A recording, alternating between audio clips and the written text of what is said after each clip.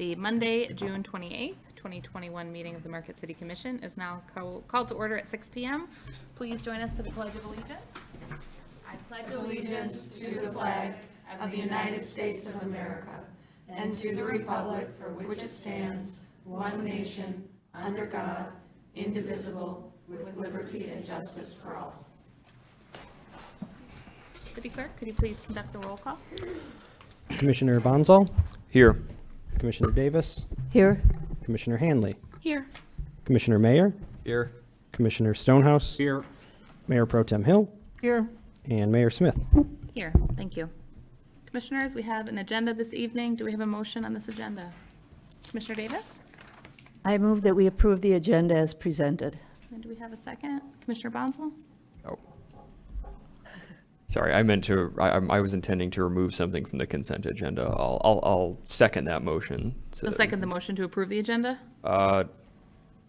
With the modification that we remove item 4J, schedule a public hearing for Vault Marquette Brownfield Plan. Not sure that a second motion maker can modify the motion. No, okay. City Attorney. I'll allow somebody else to make that motion, Okay, and then I'll and, ask to do that. So we have a motion on the floor. Do we have a second on the motion to approve the agenda as written?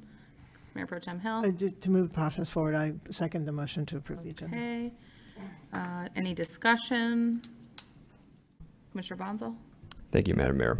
Apologies about that. I would ask that we remove item 4J from the consent agenda and make it item number 5 under new business and renumber the existing new business items accordingly. I would like to have an opportunity to have more in-depth discussion about that and ask a couple of questions.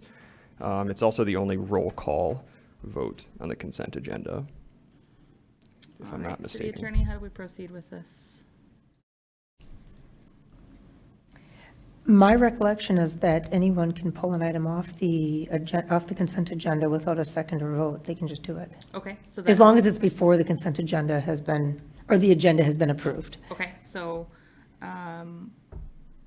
item number 4J now moves to item 5, and the additional items under new business move down accordingly. Ad hoc Housing Committee report is item number 6. Ordinance number 697 is now item number 7, and resolution is now item number 8. That is not part of the motion, so the motion is to approve the agenda. We have modified the agenda. We have a second. All in favor of the agenda as now, I guess we don't need to, of the agenda, please say yes. Yes. Yes. All opposed, please say no. Motion passes 7-0. Announcements. I have one. Glass recycling will be on the week after the 4th of July. And you would have had this in your handy utility bill. So July 5th through 9th is Glass Recycling Week. Please do not put out cardboard. Please do not put out cans or plastic, just a bin of glass, and they will pick it up for you, and you can resume regular single stream recycling for everything else on July 12th that week. All right, moving on to public comment. Public comments may not exceed 3 minutes per person. And do we have anyone for public comment this evening? If so, go ahead and approach the podium, and please state your name and physical address.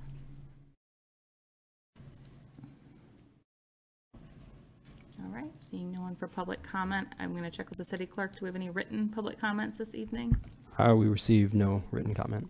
Okay, public comment is now closed. Tonight we have 3 presentations, the first of which is a presentation from the City of Marquette Police Department. We have Corporal John Rink here, and John, if you could join us at the podium, we'd appreciate the presentation. Thank you for joining us. Yes, my name is John Rink. I've been a police officer here for 11 years. My current rank is Road Patrol Corporal, which basically just means I'm a supervisor on day shift.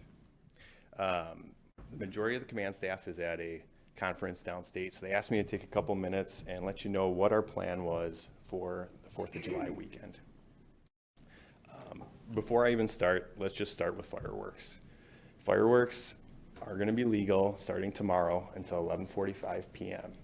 But there's some things that you have to be aware of if you are going to be using fireworks. They can't be shot off by a minor. You can't be intoxicated. And that's the same standard as drunk driving, okay? And it has to be done on private property. And you can't be done in a reckless manner, And so we're going to be looking at that a lot this weekend. The fine for those citations issued, if you do get issued a citation, is $1,000. Okay. We also want to urge people not to call unless it's in violation of those criterias. Central Dispatch is going to be extremely busy this weekend with the call volume, and we don't want them to have to take time to explain to the caller on 911 that they're legal until 11:45 unless it violates that criteria. Okay. With that being said, that leads us to Friday the 2nd. We're going to add some additional officers on that night for a period of time. We're going to have 2 specifically in addition to our normal patrol, and there's really no end time. Whenever things start to die down, they'll leave. That leads us to Saturday. Saturday's a busier day. It's really been a coordinated effort between the fire department and us and DPW to get things going. There's been some significant changes. There's been more signs, specifically in dealing with the beach. We've posted more signs. DPW is going to put a lot more garbage cans out, but they can't put them on the beach themselves because they need to have access with a pickup truck to pick up the garbage. Okay, and we're going to limit access. So what that means is we're going to have officers and park patrol officers trying to catch people being seen in violation of some of the city ordinances before they even get down there, to try and curb some of that. We are going to have 2 officers from 1 to 8 on the beach on Saturday, assisted by 2 park patrol officers. There's also going to be the parking enforcement officer that is going to be in the area monitoring the parking issues that we have frequently. We also have the Food Fest going on from 5 to 11. We're glad to have it back. We haven't ever had really significant issues down there because we've had a police presence down there. So we will have 2 officers for that. We will also have the fireworks patrol again Saturday night, 2 additional officers in addition to our minimum standard that we're required to have. Sunday's a big day. We're excited for Sunday. We've been working with the parade committee. It's going to be a different route. And so that's one thing that we want to let everybody know.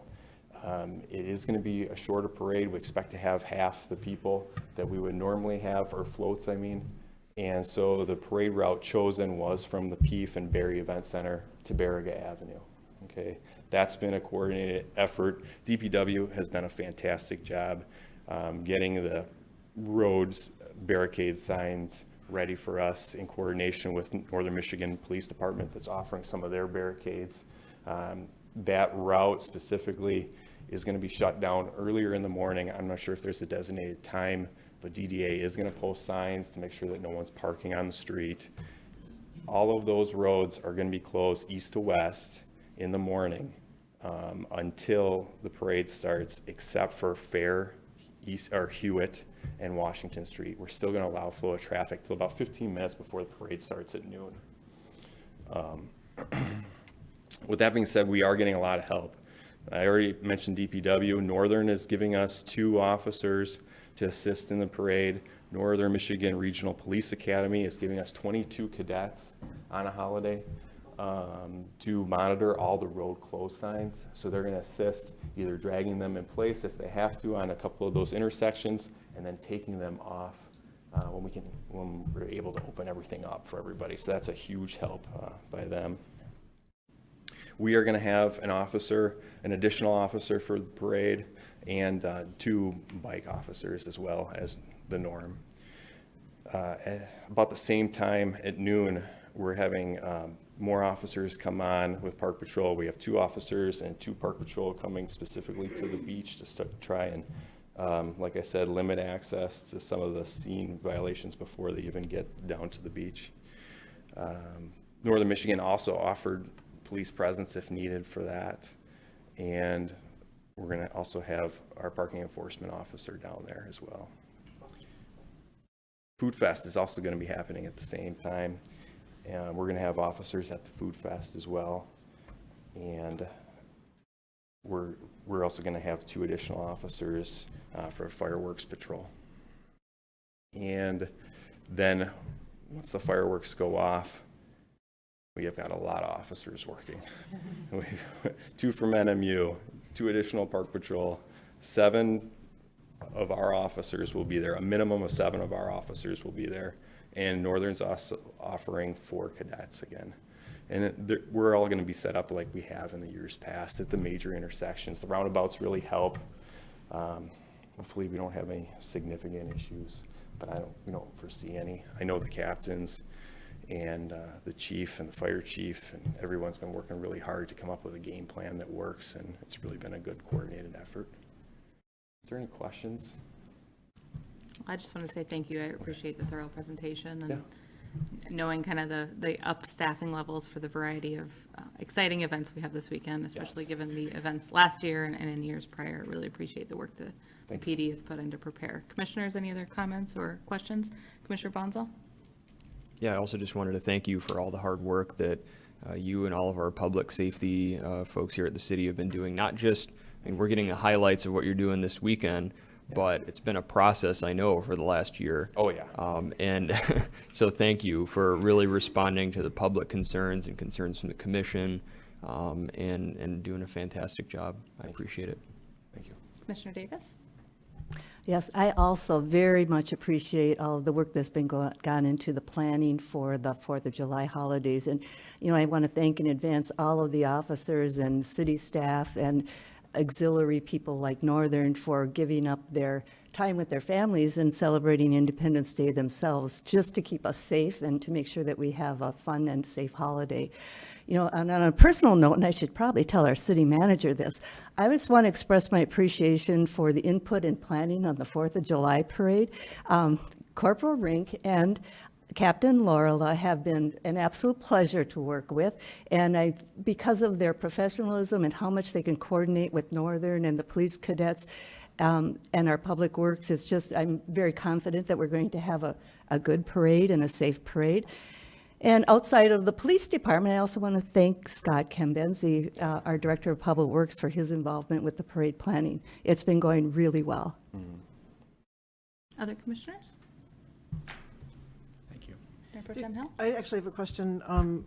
Is there a website about all the different activities and the parade route and all of that? Is that where can folks find that information? DDA. The DDA has, okay, Yep. thank you. Anything else from the commission?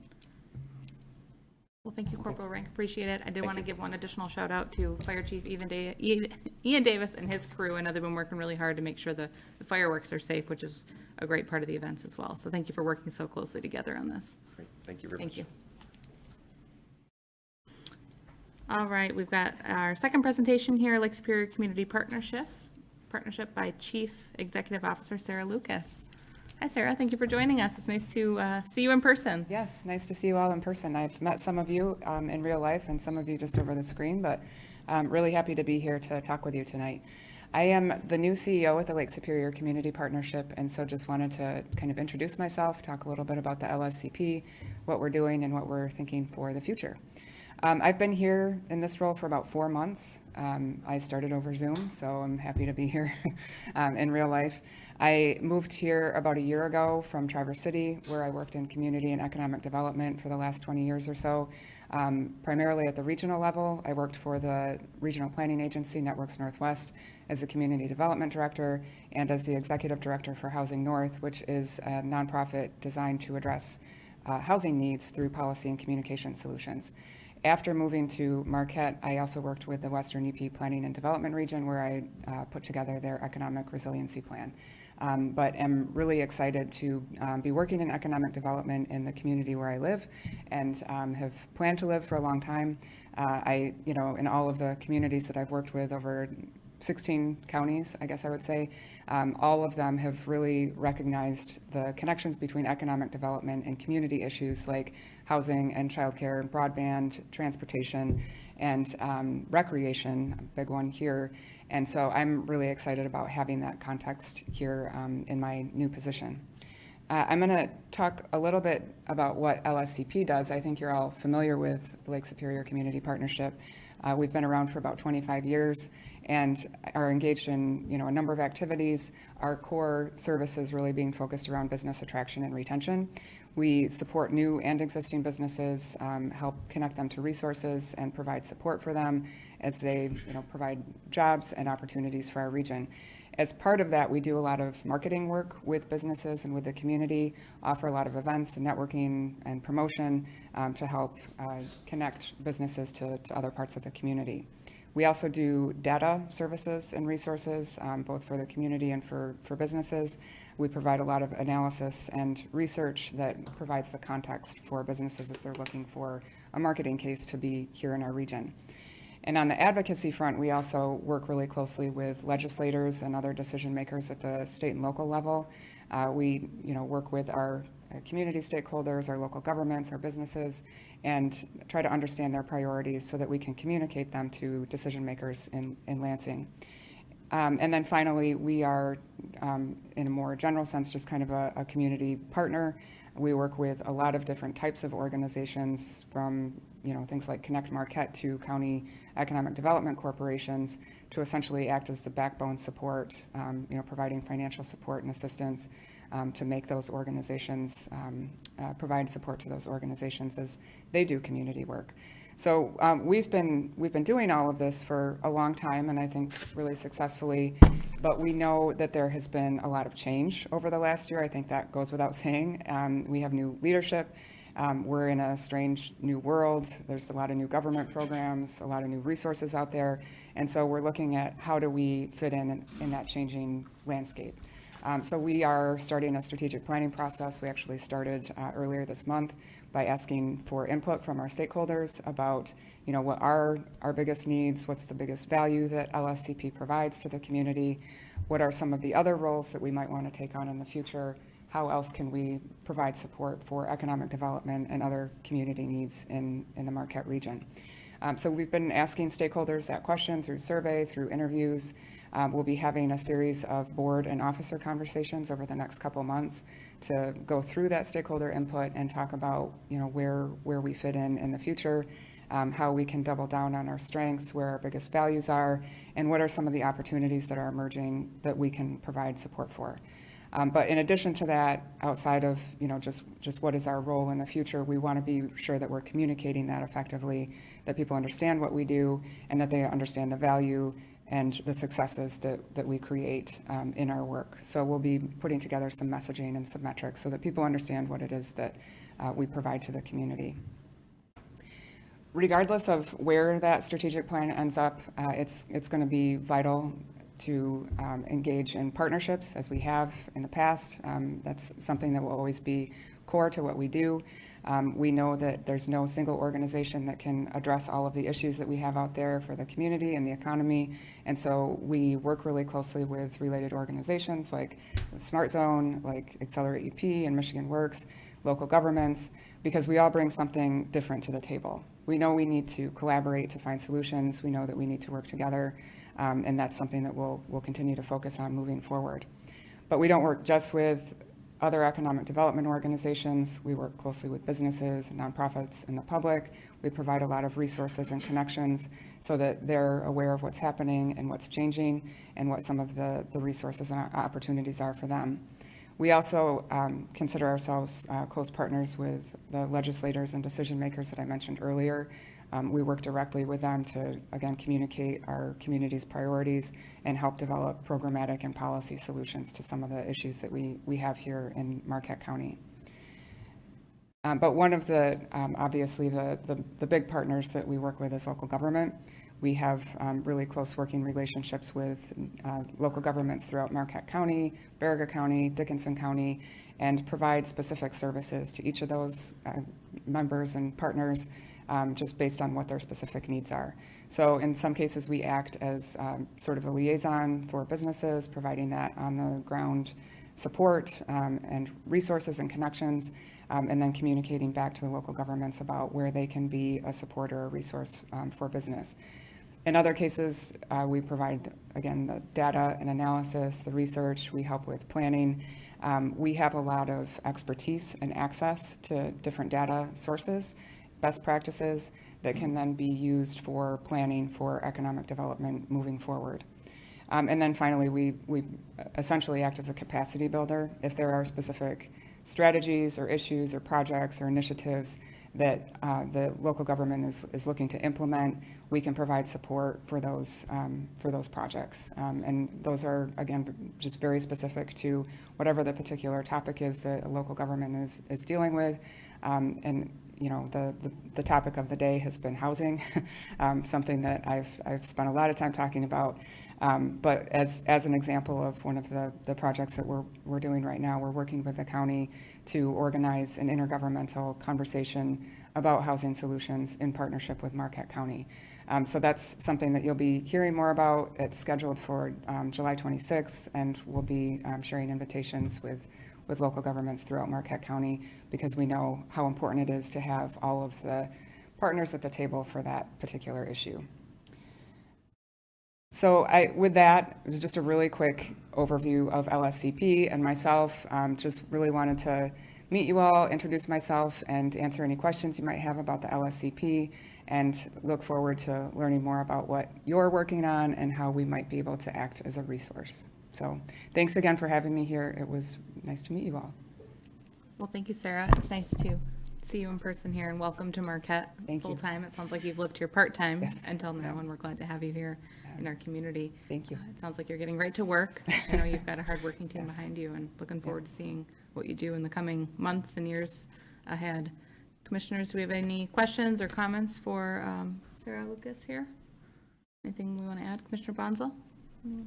Thank you, Madam Mayor. Yeah, and I just want to thank you for your presentation, Sarah, but also for really already taking on a leading role in our local discussions about housing and housing affordability in the Marquette area. You know, we was kind of laughing because you basically are already achieving one of our recommendations in the Ad Hoc Housing Committee report, which is to facilitate regional level discussions about housing affordability beyond just the city limits of Marquette. So thank you for already taking the lead on that, and also for providing a presentation which was very informative and helpful to the Housing Committee. Certainly was extremely helpful as we were putting together our final report last month. Okay, thank you. I'm happy to help. It's near and dear to my heart, so glad to be a part of those conversations. Any other commissioners? Mayor Pro Tem Hill? This meeting on the 26th is that something that is open to the public, or is it invitation only, and would it be available by Zoom and recorded, or what? Could you say a little bit more about that? Sure. We'll be sending out the invitations this week, and it's intended to be sort of a working meeting with essentially local government staff, so city managers, township supervisors, planners, and from there we're going to build towards a more public conversation where we're talking more broadly about solutions with the community. But we will keep you posted on what's happening with that. Yeah, it's certainly a very hot topic, and so I wanted to make sure that folks understood what that was, and then, and what the process would be going forward. Thank you. Thank you. And I should mention that with Evan's help and Dennis's help, earlier this year, we had a webinar on housing, and that issue of, needing an intergovernmental approach to housing came out loud and clear, and that's one of the driving forces behind this sort of a follow-up conversation. I think this will be an ongoing initiative, so definitely not the last you'll hear of it. But thank you. Excellent. Thank you. Appreciate you joining us, Sarah. Yes. Thank you. Thank you. All right, item number 3, we have our third presentation by Leslie Hartman and Joe Thiel with the Innovation Marquette Smart Zone. We have an update on the Digital Economy Initiative. Hi, Joe. Last time we met you, it was on Zoom, so it's nice to meet you in person. Thank you. Nice to see you in 3D, Welcome. Madam Mayor. Thank you. Go ahead whenever you're ready. I'm sure you probably have to get your presentation up here. Glad to hear what's going on with the Smart Zone. Many of you are aware of the Smart Zone and our purpose here in the community. We are here for innovation and technology integration with existing businesses and new ideas in the region, to develop relationships with all of those folks to drive innovation as well as business growth through innovation. We also manage the the Invent at NMU program too with Northern, and that's really an early stage incubator, more low tech, no tech, and service industry relationships with clients through an idea incubator. What I really want to talk today about is kind of our mission moving forward, how we're going to organize ourselves in a new and integrated way with incubation and acceleration. I'm also going to go through some statistics. We've been busy. So hopefully when we first met, I just got my feet up underneath me here and then gotten off the ground. Now I think we've made some really great headway and movement forward, and we're actually working with many community businesses as well as many new ideas in the region. If you look at our update, this is metrics since 1/19/2020. That's the last time that we presented. And in this presentation, I really want to do a nice overview of the organization and how much impact we're making in the community with the innovation and technology. Since then, we've had 81 new clients come through our door. 60 of those clients are still active right now with Innovate Marquette Smart Zone, and we're providing services for those 60 clients. Existing businesses that are being served, there's a whole list here. There's 17 existing businesses in the region that we're serving with new innovation technology, as well as in business pivot and pivots through innovation and technology in their existing businesses. You'll see some pretty exciting names here, as well as we do have also some great relationships with some other cities in the area. And the reason for that is because our initiatives here in Marquette actually are tied together to outside communities as well, and we can be much more effective by understanding their initiatives. So I'm on multiple different committees and meeting with those other city managers and city organizations to ensure that what we're doing here is complementary to our outside regions as well. We're also involved in the overall UP economic development group, an organization which is, economic development organization across the whole entire Upper Peninsula, to ensure that we understand their initiatives so we can also maximize the opportunity here from the city of Marquette with their initiatives. New businesses or ideas being served, there's 43 projects we're working on right now with new businesses and new ideas that have come through our door. And these range from high-tech platforms all the way down to low-tech, no-tech ideas that have come from all around the region. Very exciting, and I could go through all of these one by one, and everyone is in certain stages, and I'll talk about how we're going to track and monitor new ideas and existing ideas and new businesses in the next slides. New jobs, we have 4 new jobs so far since 1/19 and 32 overall new jobs in the area. Websites, we've created 13 new websites and new web-based businesses in the region since the 19th. We have 12 patents in process. This is actually a pretty exciting metric for me. IP and intellectual property and patents are kind of a key driver for me for innovation. We have 19 patents in the history of Innovate Marquette Smart Zone, and we currently have 12 in process. So our goal this year is 20 new patents this year, issued in provisional patents or other types of intellectual property. We have 1 new trademark. We have 7 businesses that are preparing for licensing, acquisition, or investment. Another real key indicator is investment into the region, and we'll be driving this throughout the end of this year and then into next year. You may be familiar, we did apply for 2 EDA grants. One grant was for the venture capital grant, and the other one was for the capital grant through the EDA. One grant was to create an innovation ecosystem hub here in the city of Marquette, which we were successful in organizing, and then also successful in submitting that grant. The capital grant is a grant to organize and a structured venture capital and angel investment network here in the city of Marquette, as well as a crowdfunding platform to support that. We'll be looking forward to August to see if we receive those grants, but we do have plans in our existing budget to move forward with those on a not as accelerated scale if we don't get the grants, because we feel that those are so important. This is a really key indicator, and we'll continue to monitor and track that to see businesses that are going beyond the idea phase into the actual acceleration phase and actually being invested in and creating new businesses in the area. And then we have 1 idea right now in licensing negotiation with a national brand to be licensed nationally, which is the first time for the Smart Zone to have a national licensed, branded with a national brand and national license. So those are overall metrics where we're at, and these are big kind of key indicators which we'll present to you at the board level. We also present those to our own board. Since I've been here, I've actually worked very closely with many experts to create an innovation ecosystem process. We talked about the innovation ecosystem, what that is. The innovation ecosystem process is actually a 4-phased process. This is really standard if you look at Ann Arbor Spark or other national leaders in innovation. You'll find a very similar process in place there.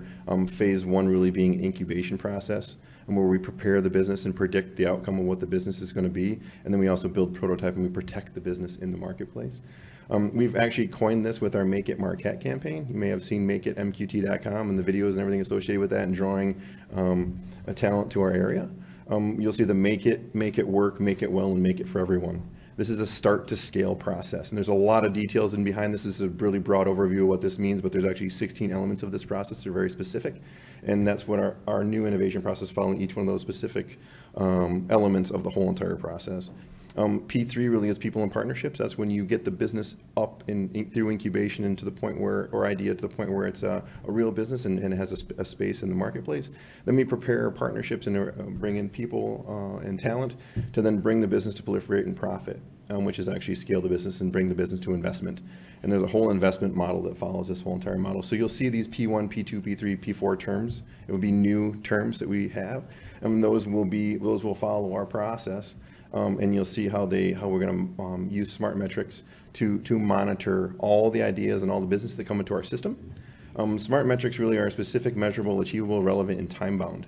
It's a very key when creating metrics. We want to have metrics that are very direct, but also have time schedules to them and are relevant to our overall organization.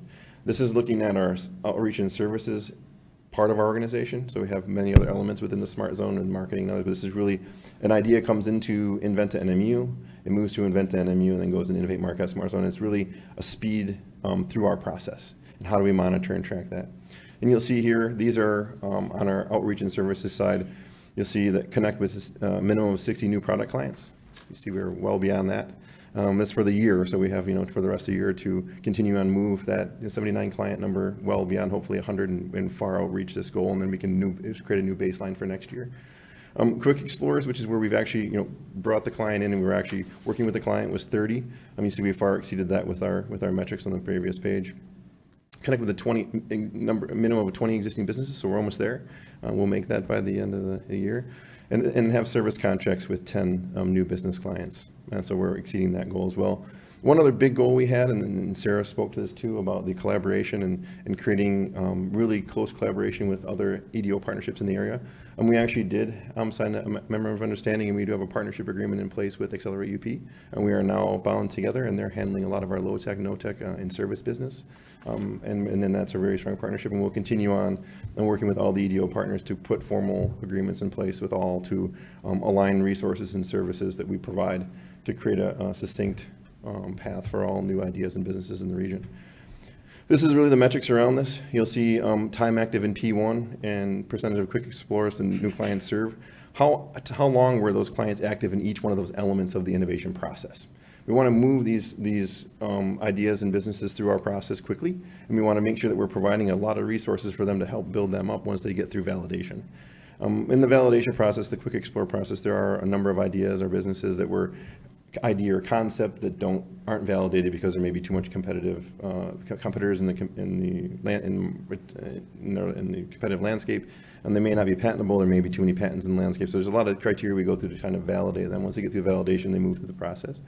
And then the number who complete incubation, the number that complete acceleration, the first phase and the second phase. And then obviously on the far end of this, we do have businesses who go on, who are acquired or licensed or who move to investment. And we do have a model where they can donate back to our to Innovate Marquette Smart Zone for the services that we provide.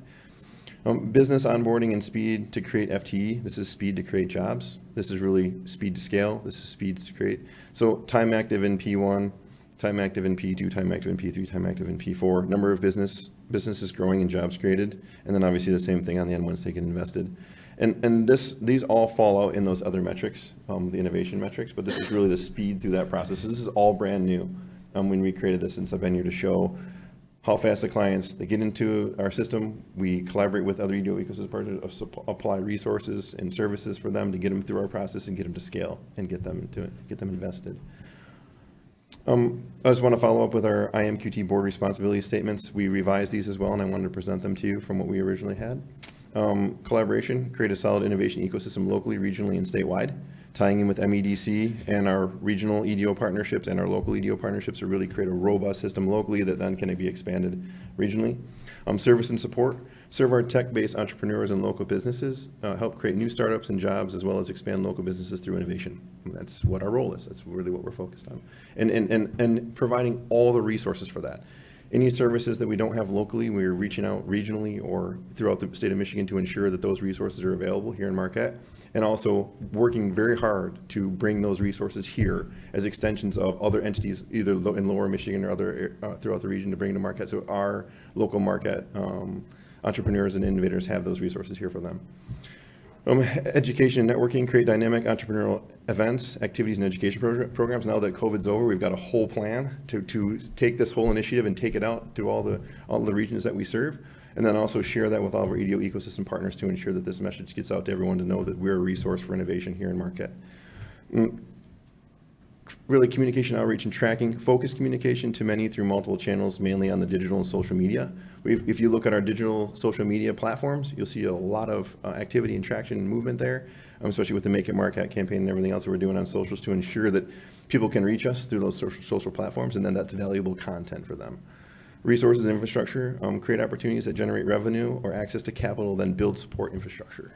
So tying in with the Michigan Venture Capital Network and creating a local, solid, robust angel network here in Marquette to drive capital to those young businesses and those entrepreneurs is key.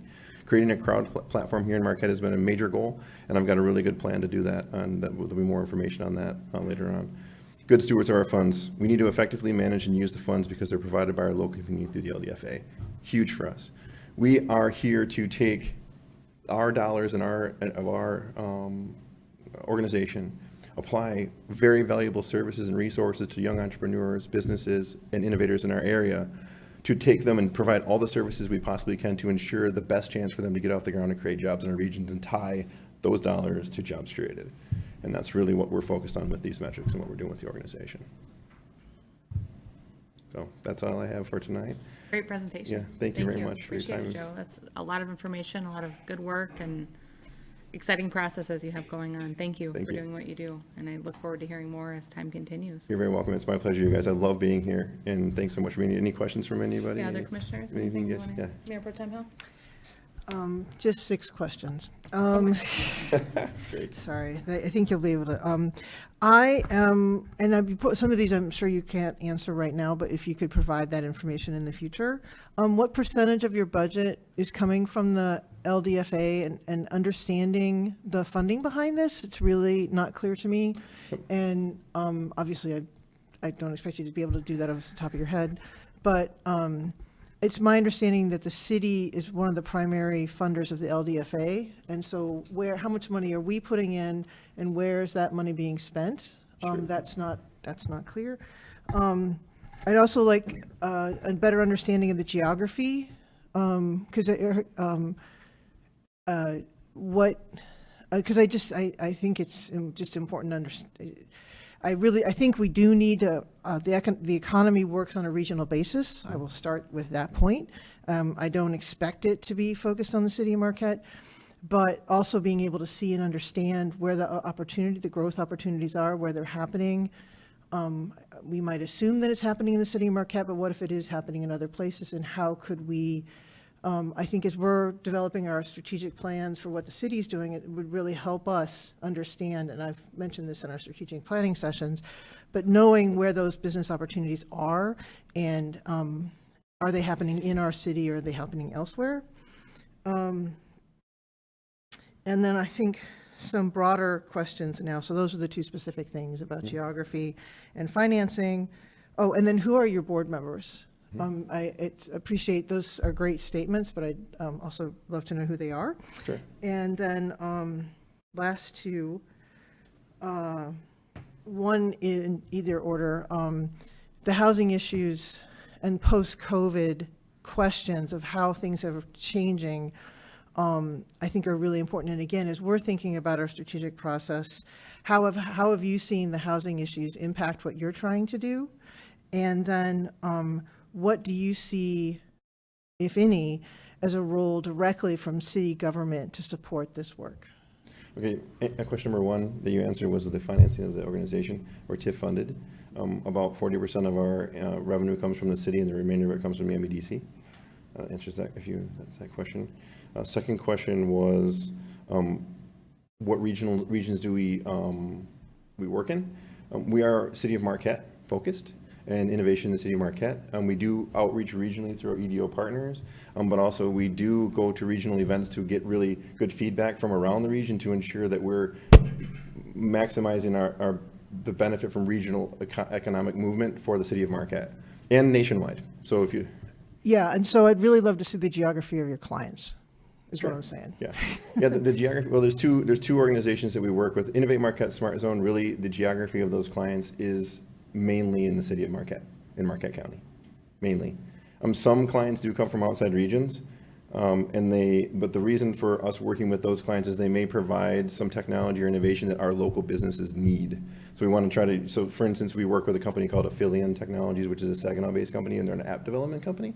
We don't have a really solid resource for low-cost app development here in City of Marquette, so we utilize that organization and have worked with them to provide services for businesses in the City of Marquette, in Marquette County, for that technology. So we do work with organizations outside, and we have helped other organizations outside in the state of Michigan to then eventually bring that business or a branch of that business to the City of Marquette in our innovation ecosystem here. Okay. Well, yes, so I'd still love to see a list of the clients. I have a detailed list that I can share. Okay, and then how have housing issues impacted this work, and what is the role of the city government? Okay, so housing issues, we're really into innovation and incubation of innovation and with the existing businesses, and if anybody is coming to our region, we want to be a landing pad for them for innovation. So from a housing perspective, what I see personally for housing is that we obviously in the city of Marquette have some housing issues. I don't personally deal with housing in our organization. I deal with innovation and integration of innovation into businesses or new clients that are coming with innovative ideas. So I'm involved in those conversations, but that's not what our business focus is housing. So we don't really get involved in that much as an organization. It's really more ensuring that when clients come to us with new ideas or businesses come to us and want to pivot, for instance, Bennett Media came in, they want to pivot their business to an online service-based industry rather than peer-to-peer service business. We work with technology to ensure that they understand the technology that they need to use to make that happen. The more businesses that we create, the more jobs that we create, the more opportunity we can create that in a region, right, with new jobs and new businesses. Will they need housing? Yes. Do we have an available housing issue in our area? Yes. But my real focus is making sure that if anybody who's in the region has a new idea or wants to pivot their business with technology, that we have those resources for them here to be able to do that.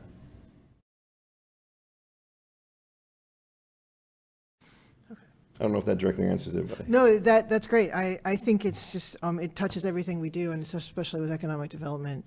I think it's really important that we just keep being able to articulate what's going on and verbalize. It is a different new world, as Sarah Lucas said, and so I think recognizing all those new pieces are really, really important. And then my last question was, what role would city government play in any of this that you, at a high level, it's fine. Yeah, it's great. You know, actually, when we submitted the EDA grants, we got a wonderful letter from the city and support that from the city level, and that's required in the EDA process, and they were supportive of us putting the innovation ecosystem hub together and really aligning all of our EDA resources in one location and developing a brand new site in the city of Marquette, which has been underutilized for 20 years. So our role there was to develop one of our main board responsibility statements is to create an innovation ecosystem hub for a landing pad for innovation in the city of Marquette.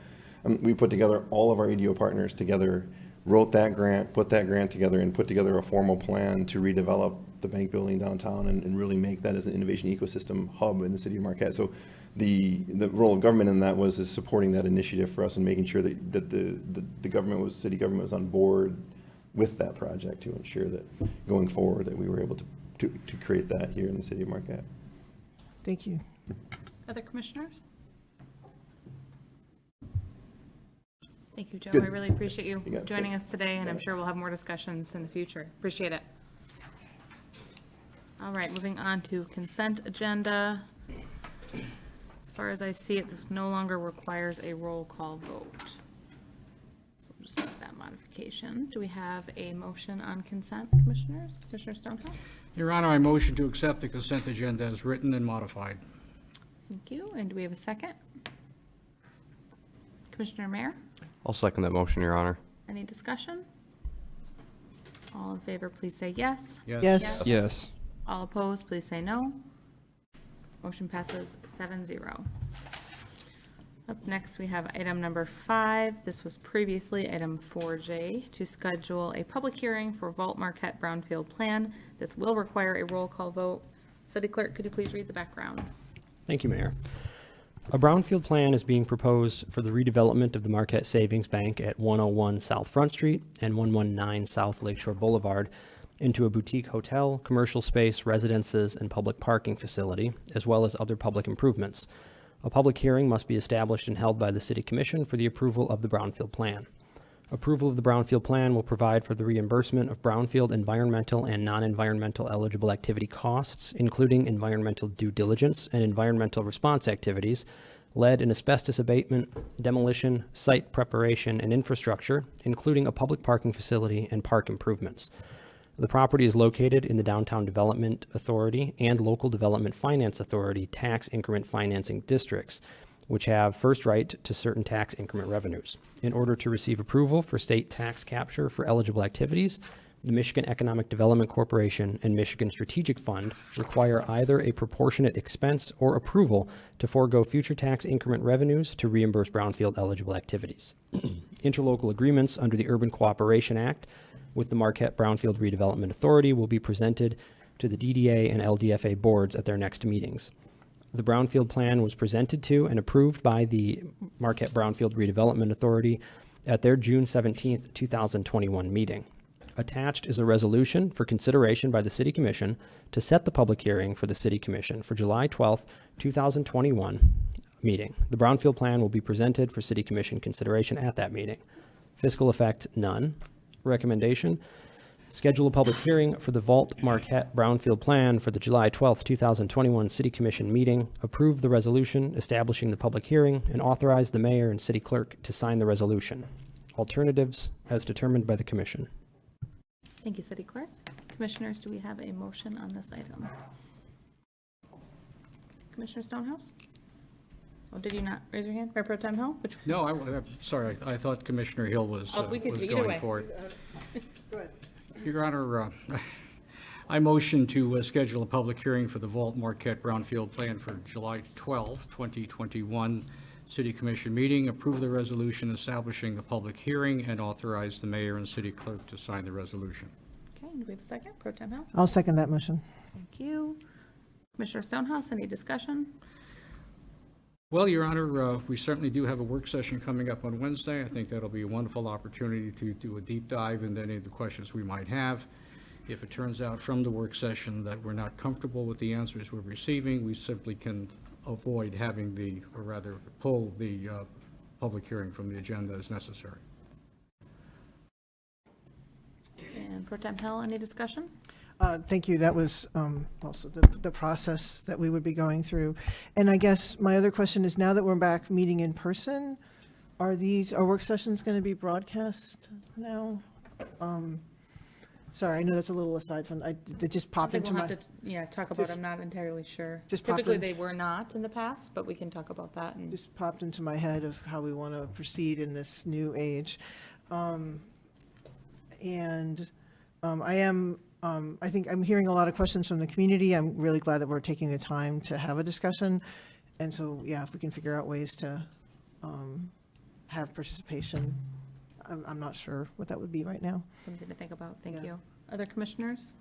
Commissioner Bonzo? Thank you, Madam Mayor. I guess I was just curious if city staff could provide some background or some more information on why we're seeking to schedule a public hearing for July 12th at our next meeting, just given that in our previous discussions as a commission, I think that almost everybody on the commission has had at least one or two pretty significant questions or concerns about this proposed project as currently presented, many of which we don't have answers to yet, and we haven't yet been able to hold that work session on Wednesday. It just seemed a little like the timing didn't make a whole lot of sense to me. And I was just curious if there's a specific reason why we decided to go with the 12th as opposed to, say, giving ourselves a little bit more time and giving the public a little bit more time to provide input and perhaps shooting for later in the month. Can I ask our city manager, Karen Kovacs, to comment on that? Certainly. I do believe that the approval of, or having the public hearing and going forward with the approval of the brownfield plan is within an extended timeframe that the developers already had modified. I do believe that while it may feel rushed, it is just kind of going along with the timeline they had, but just, again, like I said, modified. The work session is scheduled for June 30th, which is Wednesday, and many of the questions that I do believe some of you have asked, we are looking into. So please, if you don't feel like you've asked all your questions, please get those in before Wednesday. But this is just kind of part of the process. The DDA will be approving the interlocal agreement, and then also the LDFA is considering that approval as well, or not, before the July 12th meeting. So while this is just scheduled the meeting, I do believe that there will be another round of discussion, and as well as the public hearing too. And as far as I understand it, I do believe there may be some financing timelines for this entity tied to the timelines that we've had to move things along a little bit. I do believe so. But we can ask that a little more detail on Wednesday. We're kind of hoping. That's our sense, but I don't have a firm understanding of that at this point. Yeah, thank you. I really appreciate that explanation, and thank you, Madam Mayor, for entertaining this discussion here. I just personally just have a lot of questions and was concerned that they might not all be, we might not have time to address all of them at that work session on the 30th. It did seem a little bit rushed to me, but I also think Commissioner Stonehouse's point is well taken, that if necessary, we could always alter the timeline if we really need to. So, thank you. Excellent. Other commissioners? All right. Seeing no additional comment, City Clerk, could you please conduct a roll call vote on this item? Commissioner Bonzal, Yes. Commissioner Davis, Yes. Commissioner Hanley, Yes. Commissioner Mayer, Yes. Commissioner Stonehouse, Yes. Mayor Pro Tem Hill, Yes, and Mayor Smith. Yes. Motion passes 7-0. Thank you, City Clerk. Brings us to item number, bear with me here, 6, the Ad Hoc Housing Committee report. City Clerk, could you please read the background? Thank you, Mayor. The City Commission previously received the initial report of findings from the Ad Hoc Housing Committee, the AHHC, on January 15th, 2021, and held a work session to discuss the report on February 3rd, 2021. Since that time, the AHHC has completed their remaining meetings and has prepared and approved a final report. The remaining discussions that occurred since the review of the initial report covered city department functions, low-income housing, homelessness, the Marquette County Land Bank, modular homes, and local housing organizations. Fiscal effect, none. Recommendation, accept the final report of findings from the Ad Hoc Housing Committee. Alternatives, as determined by the Commission.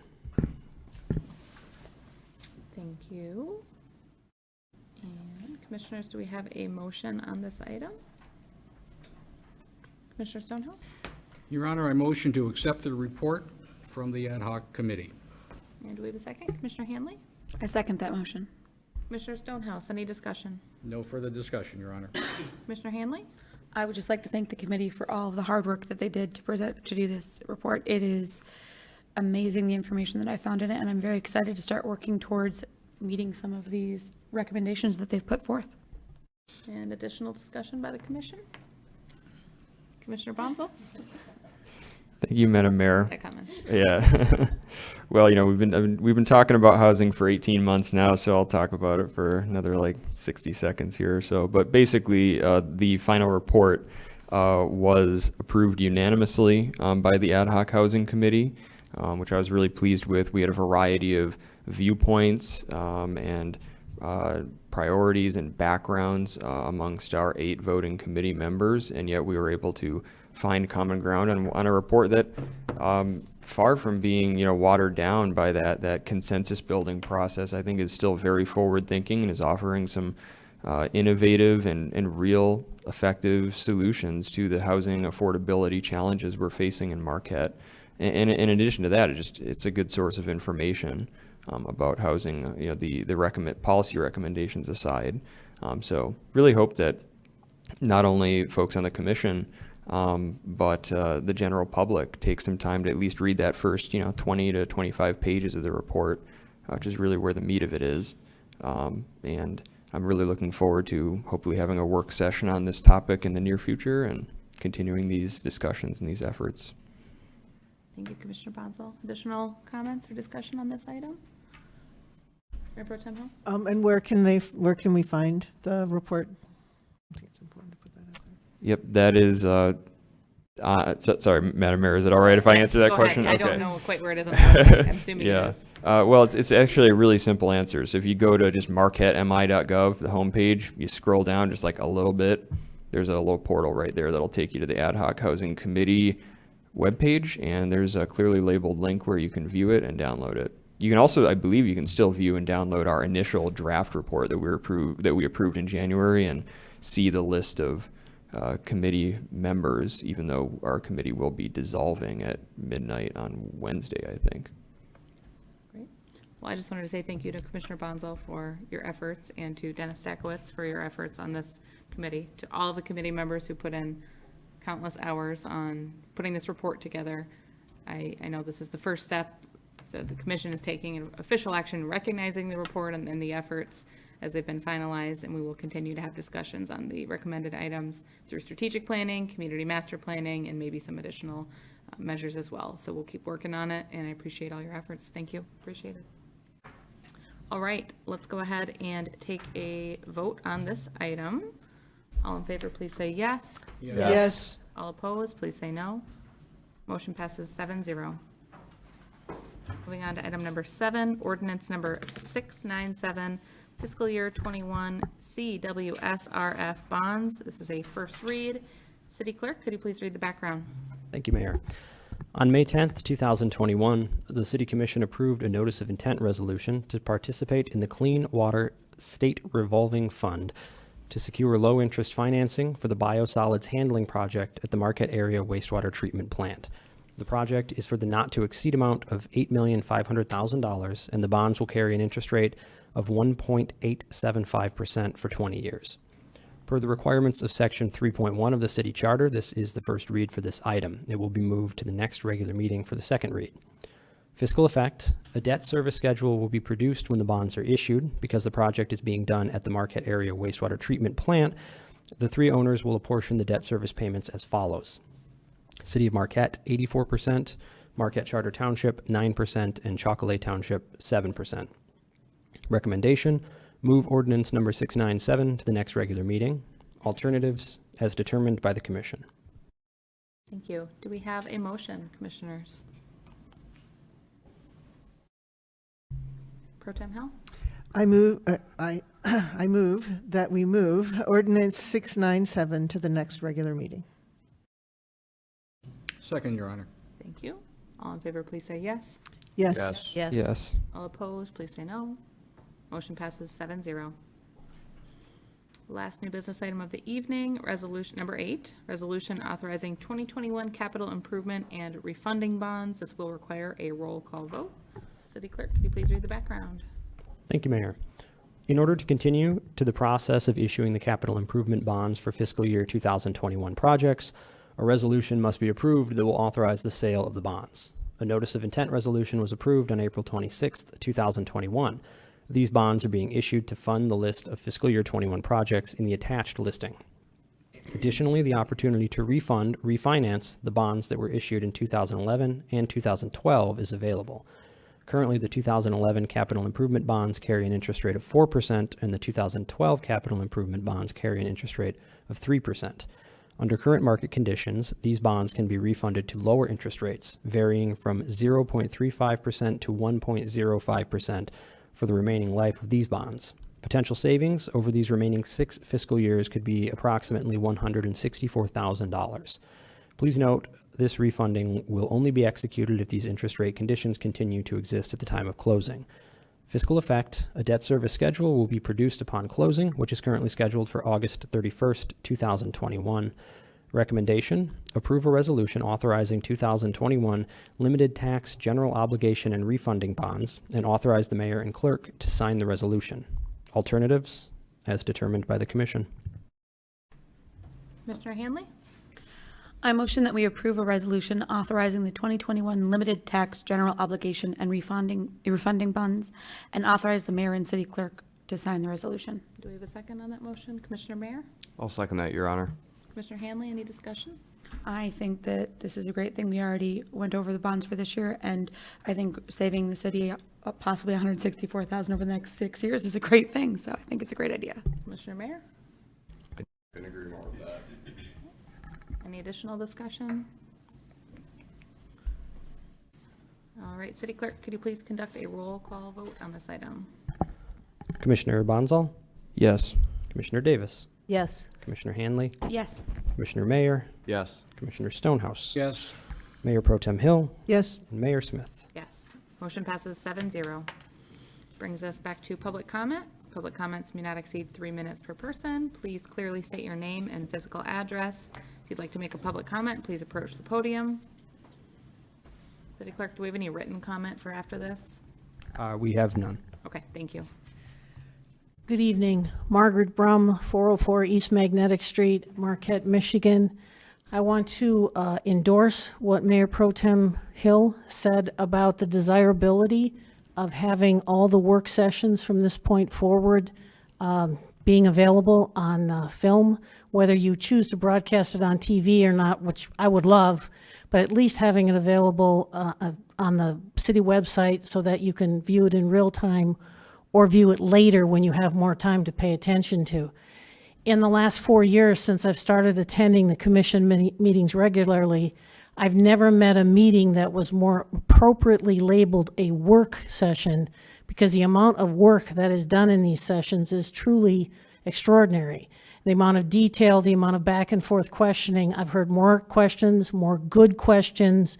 A lot of things have been challenged, and a lot of people's positions have been developed in those work sessions. And I would think it'd be the benefit of the community and to the commission to have it available to be watched in the real time and then rewatched as you start to gain.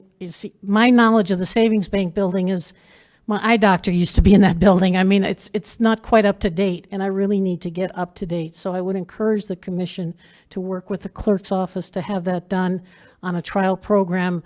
And then he could monitor just how many people are taking a look at it, because I've noticed that all of your meetings have been watched more in the last year than they were in any other year before then. So that's my comment, and thank you to Mayor Pro Tem Hill for bringing it up. Anyone else for public comment? All right, and with no written comments, public comment is now closed. That brings us to comments from the commission. We will start things off with Commissioner Davis and go down the line. Oh, did I do it backwards? Yep. We're gonna roll with it. I'm going with that. And then we'll go back again? Probably, sorry. That's okay. I only have one comment, and that is last Friday, I had the privilege of representing the city at the ceremony of the Coast Guard changing of the guard, along with Commissioner Stonehouse. And as residents and visitors of our city, we often overlook the benefit of having the U.S. Coast Guard personnel among us. But, you know, when the unexpected happens, you know, these are the folks that we rely on. The crew of the Coast Guard station has been standing watch on the shores of Lake Superior since 1891. So to Mike Twitto and your family, welcome to Marquette. We hope your command here is very enjoyable and it's a memorable experience for years to come. Commissioner Hanley? I don't have much this week. I just everyone have a very safe and happy 4th of July weekend, and remember to respect all the ordinances because no one wants a $1,000 fine. Pro Tem Hill? thank you. Thank you to the presentations today. It's very informative. It's always good to get caught up, even just on an annual basis, with all the good work that's happening in our community. Speaking of getting caught up, I wanted to update everyone on the status of the short-term rental bills in the State House. They are currently, it is on the agenda for it to be voted in the House. House Bill 4722 is currently on the agenda to be voted on Wednesday. This bill continues to have some significant problems. The Michigan Municipal League continues to oppose it. It takes away the ability for local government to manage our own affairs on land use. And this would be, different communities across Michigan have developed different ways of managing short-term rentals that are appropriate to them. We ourselves here had gone through a 2-year process almost in order to first develop a short-term rental policy, then we came back a year later and revised it. So we have had a very thoughtful approach that's been working for us. And currently the bill has had a new provision added where 30% or 1 in 3 houses would have to be required to be available as short-term rentals. I really am very concerned at what that would do to the character of our community. And like I said, I think we developed a process. It's not that we're saying we're against this. It's that we are against these bills that take away the ability for local governments to manage their short-term rentals. So I am asking folks, there's an update on the bill on the Michigan Municipal League website, mml.org. And if you are concerned, go ahead, read the information, and please call your state House rep. For us, that would be State Rep Sarah Kimbenzi.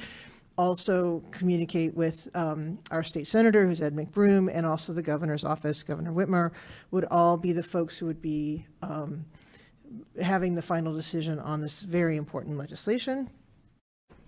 And I also did want to say that it did occur to me that we may not have budgeted for broadcasting these work sessions, and if there is a significant cost, or if you could please identify that cost. I don't want to have put forward an idea that maybe isn't possible at this moment, but maybe something we could plan for in the future. I just want to be realistic and practical about that. But I maybe we can find a way to make that happen. Yeah,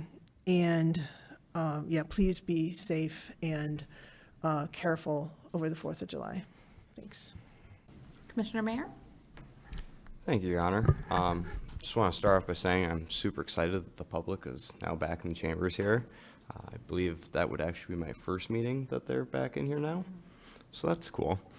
I would also like to echo the fact that if we could continue broadcasting things like the work sessions, I think it would increase the transparency and accessibility with the commission and the public. But I also understand if there's limitations with that.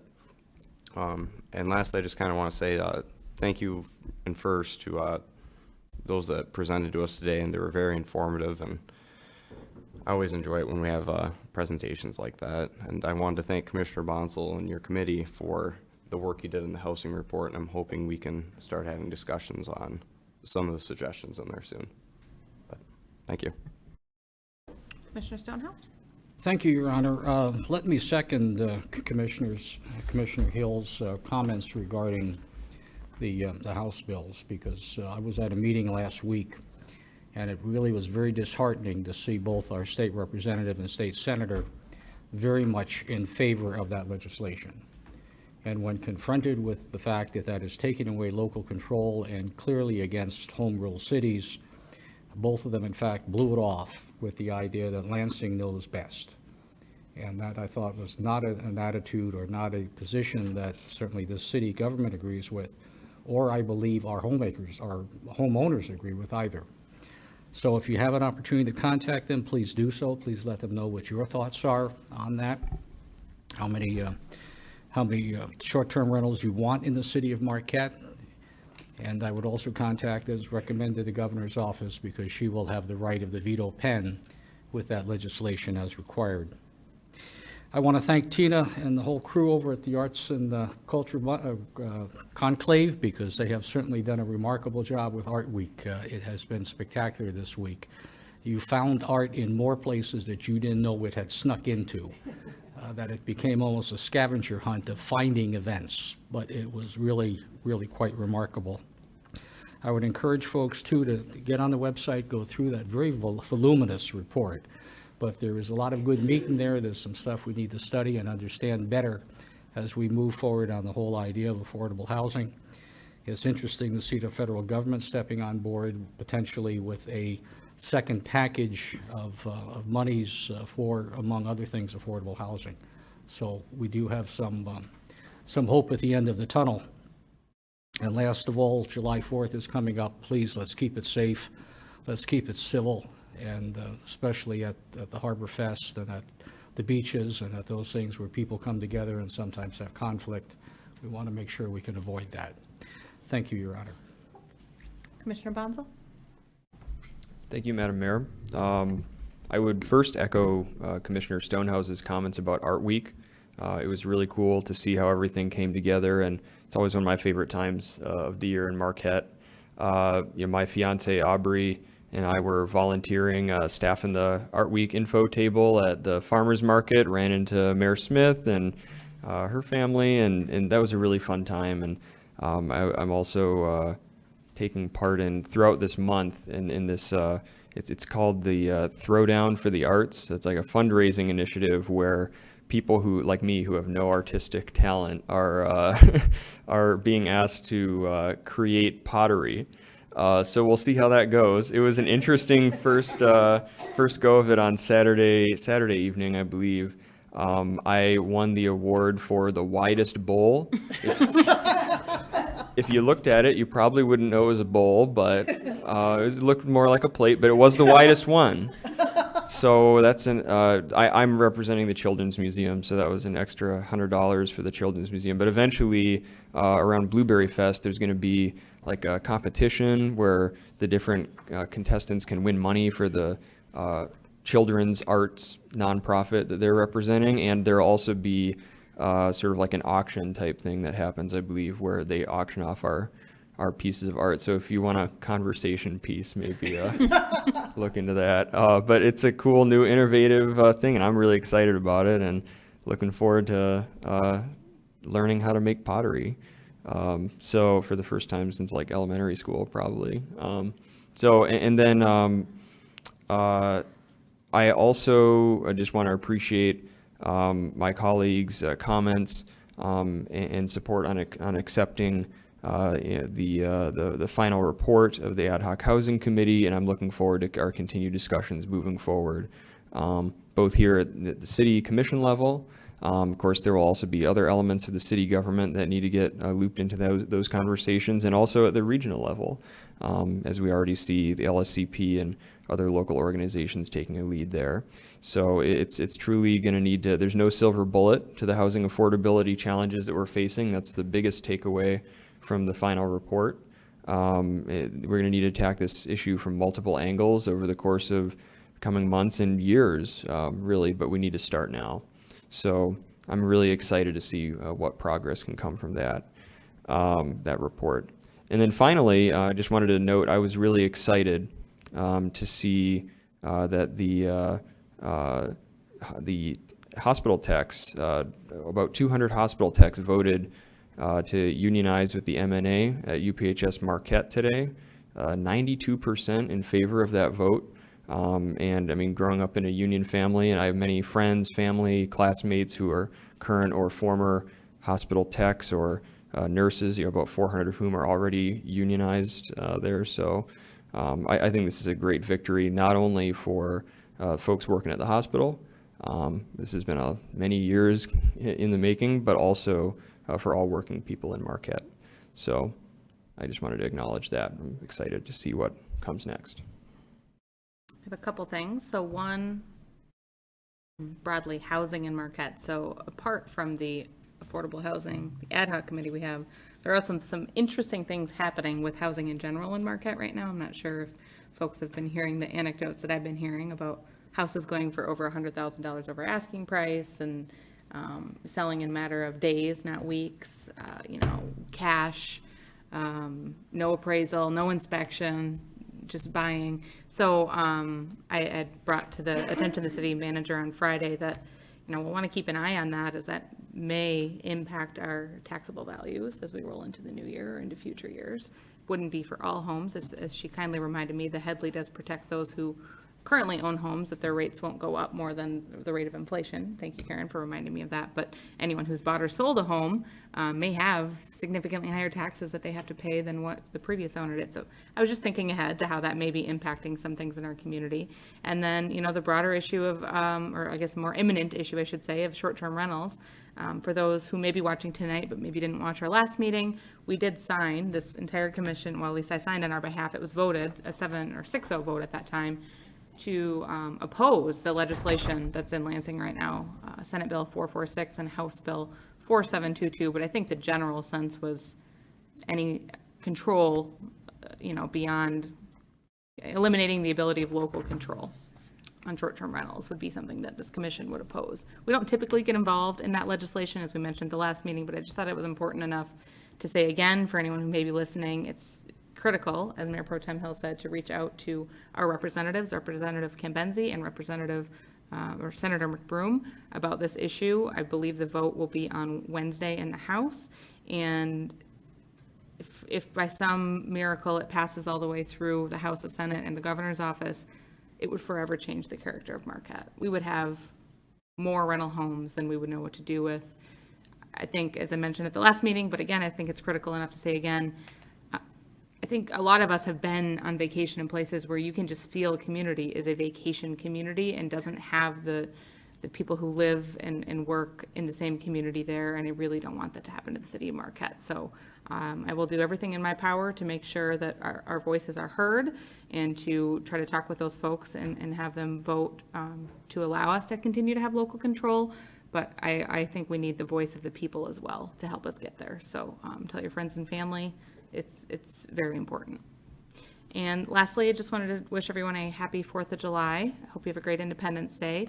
On the 4th of July on Sunday, I will be giving a speech at Harlow Park. There's a veterans event there at 11 a.m. It's open to the public if anyone would like to come.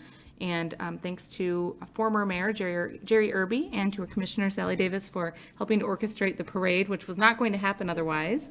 And they have graciously invited me to be a part of that. I think that my 4-year-old daughter, Olive, will join me. So thank you, Commissioner Davis. We'll see you there, and we'll see the community there. And then thank you to the volunteers of the Food Fest and the Fireworks Committee for getting some events back in action. I think Arts Week was fantastic, and it was kind of a great lead up to these 4th of July events, and you can just see in the faces of everyone in the community, people are relieved to be back to the new normal, but it's just, I can't be the only one who's kind of bumping into people again, and it feels really good. So things are looking up. A year ago, we didn't have the same outlook, so embrace it, enjoy it, have a great holiday weekend. Brings us to comments from our city manager. Karen, do you have anything to add this evening? Just a couple of reminders that City Hall will be closed at noon on Friday, July 2nd, and will also be closed on Monday, July 6th, or July 5th, I'm sorry. We would open again on July 6th. And an incredibly important announcement, happy birthday to Assistant City Manager Sean Hobbins, who I was so gracious to send him home after work and to celebrate with his family. So happy birthday to Sean. I'm sure that he's out having a good time. Not as fun as here, though, I'm telling you. We could have made this a lot of fun. So, and celebrate the holiday weekend responsibly and respectfully as well. Thank you. Great. All right, we are adjourned at 7:18 p.m. Thank you all.